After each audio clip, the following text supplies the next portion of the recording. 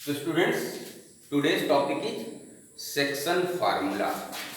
Section word आपने कहाँ सुना है कि सर हम 10th ए में पढ़ते हैं, क्लास 10th बी में पढ़ते हैं, 10th सी में पढ़ते हैं या और सेक्शन होंगे। तो इट मीन्स क्या है, क्लास 10th के सभी स्टूडेंट, लेकिन उसका अलग अलग सेक्शन बना दिया गया, section A, section B, section C. मतलब हुआ कि क्लास 10th के स्टूडेंट्स को डिवाइड कर दिया गया। कंडीशनली रूम में नहीं आ रहे थे तो 40 से ज़्यादा नहीं आ सकते, तो उन्होंने 40 से सरप्लस बच्चे थे उनको दूसरे रूम में बैठा दिया, उसका नाम दे दिया सेक्शन बी। तो सेक्शन का जो कॉन्सेप्ट ये समझ में आया कि किसी भी चीज़ को डिवाइड करना, डिवाइड करके अलग अलग पार्ट में बनाना, दैट इज सेक्शन। कॉन्सेप्ट दिमाग में आ गया। तो यहाँ पर हम लोग जो पढ़ेंगे, यहाँ पर पढ़ेंगे कि कोई एक डिस्टेंस होगी या आप समझ लो लाइन सेगमेंट होगा, उस लाइन सेगमेंट को डिवाइड कर देंगे, एक टुकड़े में, दो टुकड़े में, 3 टुकड़े में, 10 टुकड़े में, कितने में, ठीक है ना। तो उससे रिलेटेड जो फार्मूला बनेगा that is known as the section formula. तो अब जरा देखिए हम इसको कैसे समझाते हैं। यहाँ पर कोऑर्डिनेट ज्योमेट्री में सपोज दैट आपके पास 2 पॉइंट हैं, एक पॉइंट P है और एक पॉइंट Q है, ठीक है। अब कोऑर्डिनेट ज्योमेट्री में पॉइंट P और पॉइंट Q से मतलब क्या हुआ कि उसका कोऑर्डिनेट होना चाहिए। एज्यूम कर लीजिए P का कोऑर्डिनेट है x1 y1 और Q का कोऑर्डिनेट है x2 y2। एज्यूम कर लीजिए दोनों पॉइंट का कोऑर्डिनेट। अब हम PQ को ज्वाइन कर दें, PQ को हमने ज्वाइन कर दिया, तो PQ को ज्वाइन कर दिया तो हमको एक लाइन सेगमेंट PQ मिल गई। अब एक पॉइंट A ले लेते हैं, कैपिटल A, कैपिटल A हम थोड़ा सा इधर। अब ध्यान से देखो A क्या है, मिडिल में नहीं लिखा हमने, थोड़ा P की साइड में लिखा कि आप कंफ्यूज ना रहे। कोई जरूरी नहीं कि P is the middle point of, sorry A is the middle point of PQ, ऐसा कोई जरूरी नहीं है।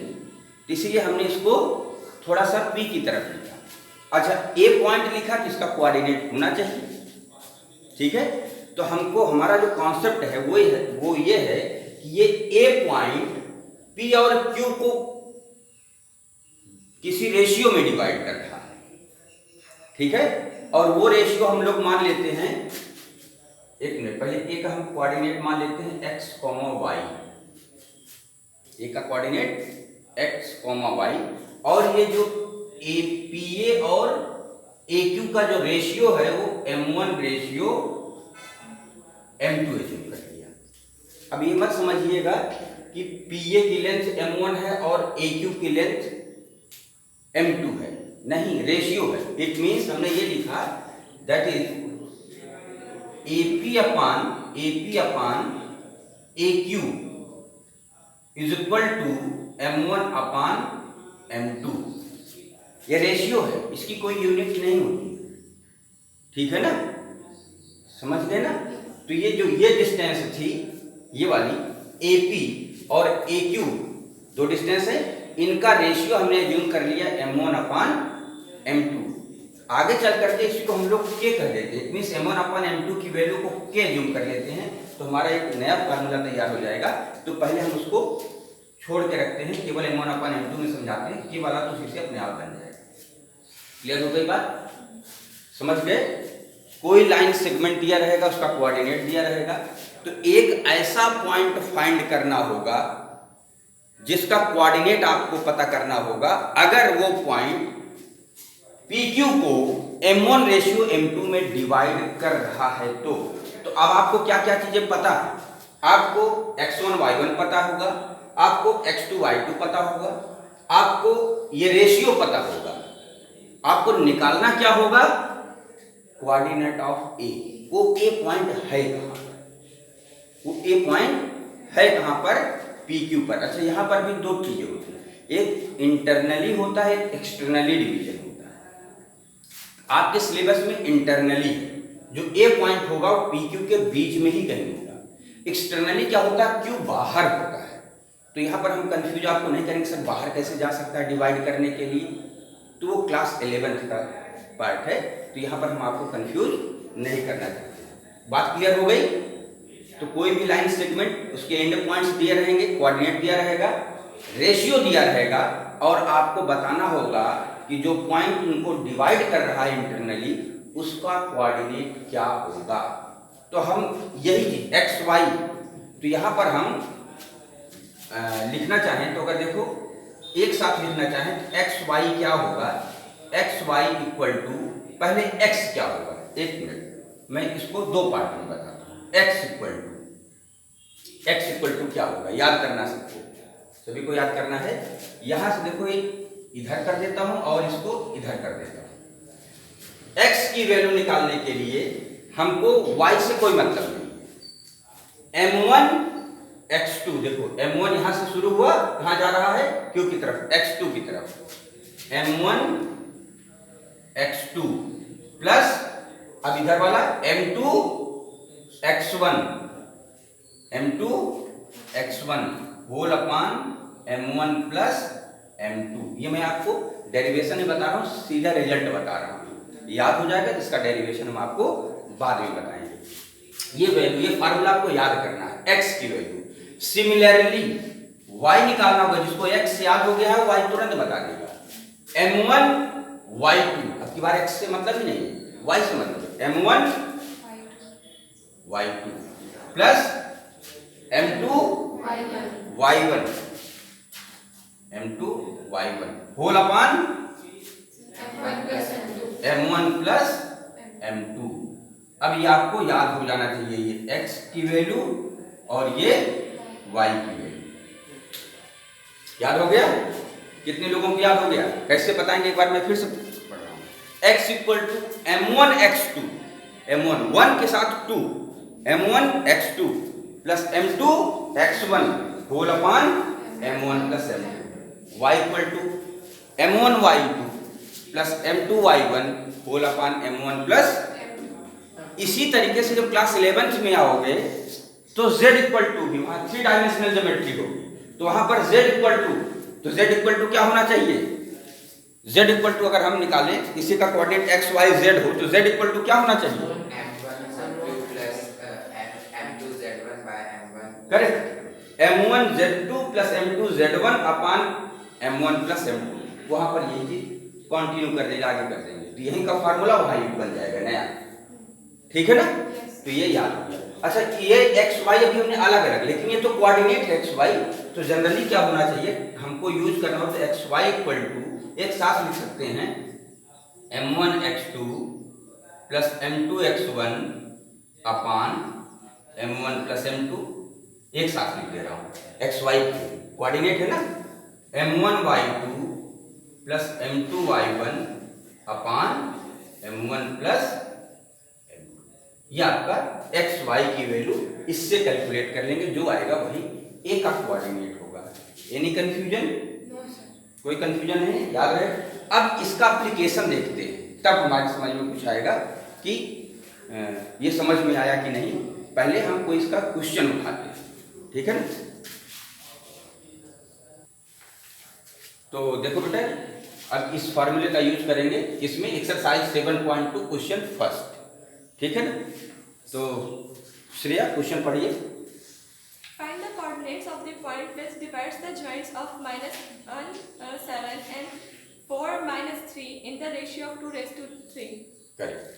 तो जो क्वेश्चन है, find the coordinates of the point which divides the joint of -1 7 and 4 -3 in the ratio 2:3। तो आपको दो इंफॉर्मेशन दी गई, एक तो एंड पॉइंट्स दिए गए, उनका कोऑर्डिनेट दिया गया है, और रेशियो दिया गया है। जो मिडिल का पॉइंट जो डिवाइड कर रहा है, किस रेशियो में डिवाइड कर रहा है वो आपको दिया गया। इस चीज को हम यहाँ पर लिखते हैं। पहले डायग्राम थोड़ा सा समझ लीजिए। डायग्राम में एक लाइन सेगमेंट, इसका नाम आप कुछ भी रख सकते हैं, ए बी भी रख सकते हैं, कोई जरूरी नहीं पी क्यू रख सकते। हमने ए बी रख दिया। अब एज्यूम कर लेते, पहला वाला पॉइंट ए है, क्या कोऑर्डिनेट जरा बोलो, -1 7। दूसरा कोऑर्डिनेट क्या है पॉइंट का, 4 -3। 3, ये हमने लिख दिया। अब एक पॉइंट का कोऑर्डिनेट आपको फाइंड करना है जो इसको डिवाइड कर रहा है 2:3 में। तो हम मान लेते हैं वो पॉइंट हमारा P है, नाम तो हम अपने हिसाब से लिख सकते हैं ना, वहां पर हमने PQA लिखा था, हमने ABP लिख दिया, कोई दिक्कत तो नहीं। अब P का कोऑर्डिनेट ही आपको पता करना है, दैट इज XY एज्यूम कर लो, वो तो आपको पता करना है। रेशियो आपको दिया गया है, मतलब क्या दिया है, PA अपान PB की वैल्यू क्या दिया गया है, 2/3, 2:3, इसको फ्रैक्शन में लिखा तो 2/3। कोई कंफ्यूजन? अब हम यहाँ चाहें तो M1 M2 की जगह 2 और 3 लिख सकते हैं अपने डायग्राम में, आसानी रहेगी।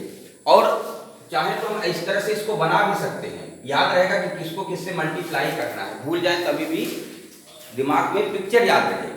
M1 X2 भूल गए, कम से कम इसका इससे मल्टीप्लाई, इसका इससे मल्टीप्लाई याद रखेगा। चलिए पहले एक एक वैल्यू निकालते हैं। x का फार्मूला लिखते हैं M1 X2 plus M2 X1 whole upon M1 plus M2, याद है ना, बार से फार्मूला देख लो। अब हम इसको, इसकी वैल्यू को पुट करेंगे। M1 आप किसको मानते हो, it is M1 and it is M2, ठीक है ना। यहां पर X1 Y1 चाहो तो अपनी सुविधा के लिए लिख लो, गलती नहीं होगी आपसे, कहीं कंफ्यूजन हो रहा तो दूर हो जाएगा, ठीक है। अपनी सुविधा के लिए हमने वहां लिख दिया, जरूरी नहीं। अब M1 देखिए कितना है, 2 इंटू X2 कितना है, 4 प्लस M2 3 इंटू X1 कितना है, -1 होल अपान 2 प्लस 3। ये देखो इसमें कैमरे में आ रहा है कि नहीं वाला जो पोर्शन आ रहा है, करेक्ट। तो चलिए इसको सॉल्व करेंगे, ये सॉल्व करेंगे 4 2 जा 8, ठीक है ना, 4 2 जा 8 और ये हो जाएगा -3 अपान 5 और इसकी वैल्यू कितनी आ जाएगी, 5/5 दैट इक्वल टू 1। आपने क्या देखा, x की वैल्यू आपको क्या मिल गई, 1 मिल गई। सिमिलरली आप y कैलकुलेट कीजिए, y का formula y equal to M1 Y2 plus M2 Y1 whole upon M1 plus M2। कई बार आप इसको मन में पढ़ते रहा कीजिए, ये फार्मूला जो चीजें आप पढ़ रहे हो केवल क्लास 10th के लिए नहीं पढ़ रहे हो, आगे जितनी भी मैथमेटिक्स पढ़ोगे उसका ये बेस है, ये हमेशा यूज होने वाली चीज है, परमानेंटली, ठीक है ना। चलिए तो ये अपने माइंड पे बढ़िया से इसको फीड कर लीजिए। अब वैल्यू पुट कर लेंगे, M12 into -3 2 into -3 plus 3 into 7 अपान 2 प्लस 3, ठीक है ना। कुछ पूछना है तो फार्मूला हम लोग देखो, हम यहाँ पिक्चर से लिखते जाते हैं, इधर से मल्टीप्लाई इधर का होगा, इधर से मल्टीप्लाई इधर का होगा, फार्मूला अपने आप बन जाता है। ये बन जाएगा, सॉल्व कीजिए, ये आएगा कितना, -6 प्लस 21/5, फिर कितनी आएगी वैल्यू, 3/5 15/5 और इसको 15/5 को कैंसिल करेंगे कितना आएगा। ज्यादातर बच्चे यही भी लिख करके छोड़ देते हैं, नहीं, आपसे पॉइंट पूछा गया था तो पॉइंट का कोऑर्डिनेट आपको एक साथ बताना है, कैलकुलेशन आप अलग अलग कीजिए, एक साथ भी कर सकते हैं। तो फाइनली जो बनेगा वो बनेगा कि x y दोनों मिलाकर के क्या बना, x की वैल्यू 1 आई और y की वैल्यू 3 आई, तो 1 हो गया 1,3। अब आंसर में क्या लिखोगे, required point is, required point जो पूछा गया है क्या है, 1,3। ये आपका रिक्वायर्ड पॉइंट है, जो आपने कहा था कि जो पॉइंट जो इसको डिवाइड कर रहा है उसका कोऑर्डिनेट बताइए वो कितना होगा, वो हमारा आंसर आ गया, वो 1,3 होगा। कोई डाउट, कोई कंफ्यूजन? चलिए नेक्स्ट क्वेश्चन।